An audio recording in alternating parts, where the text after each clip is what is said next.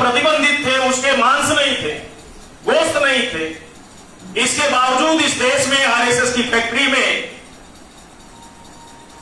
जिस सोच और फिक्र और खासतौर से नफरत की मानसिकता से तैयार किए गए लोगों का जो भीड़ था, ग्रुप था, जो आरएसएस और बजरंग दल से जुड़े हुए लोग थे, विश्व हिंदू परिषद से जुड़े हुए लोग थे, 250 लोगों की भीड़ इकट्ठा होती है और उन 4 गोश्त कारोबारियों का बेरहमी के साथ पीट पीट कर मॉब लिंचिंग किया जाता है।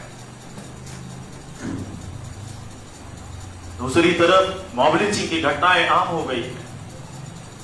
भारत का अलग अलग हिस्सों में इस तरह की चीजों को, इस तरह की घटनाओं को हम आप तमाम सोर्सेस और प्लेटफॉर्म से तमाम जानकारी हम तक आती रहती है। 8 महीने पहले महाराष्ट्र के कल्याण से नासिक के लिए 60 साल का बुजुर्ग जय बाप अपनी बेटी से मिलने के लिए ट्रेन में सफर में होता है, सिर्फ मुसलमान होने के नाते उसकी मॉब लिंचिंग की जाती है। हम आपके घरों की मां बहनें, नकाबपोश मां बहनें अपने वालिद के साथ, शौहर के साथ, भाई के साथ ट्रेन में सफर कर रहे होते हैं, सिर्फ मुसलमान होने के नाते चलती ट्रेन में आरपीएफ का कांस्टेबल पिस्टल निकालता है और बेरहमी के साथ कत्ल कर देता है। इस तरह की घटनाओं को अंजाम देने वाले लोग बेरहमी के साथ आम मुसलमान, बेगुनाह मुसलमान या बेगुनाह इंसानों की जान लेने वाले जो लोग हैं, और चलती ट्रेन में आरपीएफ का कांस्टेबल पिस्टल निकालता है और कत्ल कर देता है, वो पागल नहीं था, सनकी नहीं था, झटकी नहीं था, गवार नहीं था। शायद अगर पागल होता तो ऑन ड्यूटी नहीं होता, शायद सनकी और झटकी होता, मेंटल डिसमेंटल होता तो ऑन ड्यूटी नहीं होता आरपीएफ का कांस्टेबल। बल्कि आज के तारीख में अगर ये सारे वारदात हो रहे हैं मुसलमानों के साथ, हिंसक घटनाएं हो रही हैं, तो उसके पीछे इस देश में मनुवादी विचारधारा है, आरएसएस की विचारधारा काम कर रही है। और ये विचारधारा ऐसी है जिस इंसान के दिमाग में इंजेक्ट कर दिया जाता है वो इंसान नहीं रहता बल्कि जानवर में तब्दील हो जाता है। ये ऐसी आइडियोलॉजी है और इस आइडियोलॉजी से प्रेरित और जुड़े हुए लोगों के जो चेहरे सामने आ रहे हैं, जो कैरेक्टर सामने आ रहे हैं, उस कैरेक्टर को देखकर हम ये बात कहने के लिए मजबूर है कि आज यह आइडियोलॉजी एक क्रिमिनल आइडियोलॉजी है। अगर क्रिमिनल आइडियोलॉजी नहीं होती तो बेगुनाह इंसानों का कहीं सफर में, कहीं सड़क पर, कहीं घरों में कत्ल नहीं कर देते इस आइडियोलॉजी से जुड़े हुए लोग। यह क्रिमिनल आइडियोलॉजी है। यह आइडियोलॉजी इंसानों को सेग्रीगेट करने वाली आइडियोलॉजी है। ये जो आरएसएस की विचारधारा है, मनुवादी विचारधारा है, इंसानों को तकसीम करने वाली विचारधारा है और शायद आज भारत उसका जीता जागता उदाहरण है। शायद भारत में इतने जाति के जानवर नहीं पाए जाते, इतने प्रजाति के जीव जंतु नहीं पाए जाते जितने प्रजाति के भारत में इंसान पाए जाते। अंग्रेजों ने तो इस मुल्क को 2 हिस्सों में तकसीम करने की नींव रखी, बुनियाद रखी, लेकिन इस मुल्क में जो सबसे पहले 2500 साल पहले R1A1 DNA के लोग जो भारत में आए, यूरेशियाई लोग आए, उन्होंने तो भारत के इंसानों को 6743 जाति के टुकड़ों में तकसीम करने का काम किया।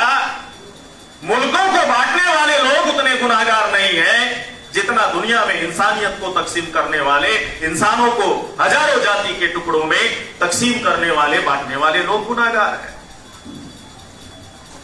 और आज ये जो जातिगत संरचना है, बिरादरियों का गिरोह है, एक गैर इंसानी निजाम है। ये इंसानी निजाम नहीं है, क्योंकि अल्लाह के रसूल सल्लल्लाहु अलैहि वसल्लम फरमाते हैं कि जन्म से हर इंसान पैदा होता है, जन्म से कोई ऊंच कोई नीच नहीं पैदा होता, जन्म से कोई अमीर कोई गरीब नहीं पैदा होता। शायद इसीलिए अल्लाह के रसूल सल्लल्लाहु अलैहि वसल्लम ने फरमाया हजतुल विदा के मौके पे, यौम अरफा के मौके पे, ना आजमी का, ना अरबी पे, न काले का को, न गोरे पे किसी को बर्तरी हासिल नहीं है, ना अमीर को न गरीब को। अल्लाह के रसूल सल्लल्लाहु अलैहि वसल्लम का भी विलादत का दिन हम आपके दरमियान आया, तो उनके आने का, दुनिया में आने का मकसद गैर बराबरी के खात्मे का है, जुल्म और नाइंसाफी के खात्मे का है। लेकिन अफसोस आज देश ही नहीं, दुनिया में एक बड़ी आबादी, दुनिया के दूसरे नंबर की आबादी बैठी है। दुनिया में 3 बड़े मसावात के मानने वाले हैं, और मसावात के मानने वाले अगर दीन की बात करें जो भारत में है, वो बुद्धिस्ट है, इस्लाम है, सिखिज्म है, क्रिश्चियनिटी है, लिंगायत है। ये मसावात के मानने वाले लोग हैं। दुनिया में 3 ऐसे दीन हैं जो गैर बराबरी पे टिके हुए हैं। दुनिया में 3 ऐसे दीन है, मजहब है जो गैर बराबरी पे टिके हैं। गैर बराबरी के अभाव में वो दीन जिंदा ही नहीं रह सकते। बाद में बात करते हैं ना। दुनिया में 3 ऐसे मजहब है बाद में बात जो रेस पे टिके हुए। नहीं, पहला है यहूदी। यहूदी बनने के लिए आपको यहूदी के घर में पैदा होना होगा। ये रेसिस्ट रिलीजन है, रेस में यकीन रखते हैं, रेशियल सुपरमेटिव सिस्टम पे काम करने वाले ये रिलीजन है। नस्लीय वर्चस्व को दुनिया में कायम रखने वाले सोच और फिक्र और मानसिकता के लोग हैं, और इनके जेनेटिक सिस्टम में ऐसा है। इनका जेनेटिक कैरेक्टर आज तक नहीं बदला। दूसरा पारसी है। पारसी बनने के लिए पारसी के घर में पैदा होना पड़ेगा। और तीसरा ब्राह्मण धर्म है। ब्राह्मण बनने के लिए ब्राह्मण धर्म में पैदा होना पड़ेगा। बैठे हुए हमारे बुद्धिस्ट भाई हैं, क्रिश्चियन साथी भी बैठे हैं, मुस्लिम भी बैठे हैं। क्या बुद्धिस्ट बनने के लिए बुद्धिस्ट के घर में पैदा होना पड़ेगा? नहीं पैदा होना पड़ेगा। बुद्धिस्ट बनने के लिए बुद्धिस्ट के घर में पैदा होना जरूरी नहीं है, बल्कि बुद्धिज्म के जो प्रिंसिपल्स हैं, उन प्रिंसिपल्स को फॉलो करने वाला आदमी बुद्धिस्ट होगा। यानी एक मेरिट है, एक पैमाना है। उस पैमाने को पूरा किए बगैर हम किसी को बुद्धिस्ट नहीं कर सकते, किसी को क्रिश्चियन नहीं कर सकते, किसी को सिख नहीं कर सकते।